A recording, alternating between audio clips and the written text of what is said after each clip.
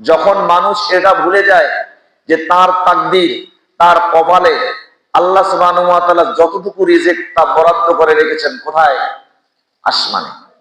যখন এটা ভুলে যায় তখন সে অন্যের শরণাপন্ন হয়, তখন অন্যের কাছে হাত পাতে, তখন অন্যের কাছে অন্যের মুখাপেক্ষী হয়। তো আল্লাহ নবী সাল্লাল্লাহু আলাইহি সাল্লাম বলেছেন, ওয়ারজা বিমা কাসামাল্লাহু লাক, আল্লাহ তোমার তাকদীরে যতটুকু অংশ লিখেছেন, যা ফয়সালা দিয়েছেন, এটা নিয়ে তুমি সন্তুষ্ট থাকো।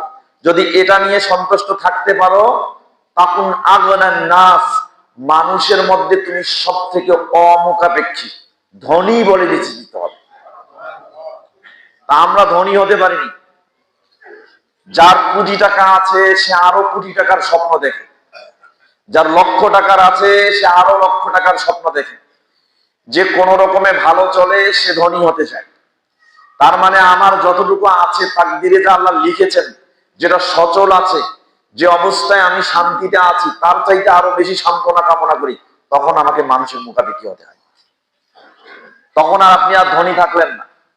তো রাসূল সাল্লাল্লাহু আলাইহি ওয়াসাল্লাম বলছেন, তোমার তাকদীরে যা আছে, তোমার তাকদীরের ফয়সালার উপরে যদি তুমি সন্তুষ্ট থাকো, তোমার তাকদীর নিয়ে যদি তুমি সন্তুষ্ট হও, তাহলে মানুষের মধ্যে তুমি অমুখাপেক্ষী, ধনী বলে বিবেচিত হবে।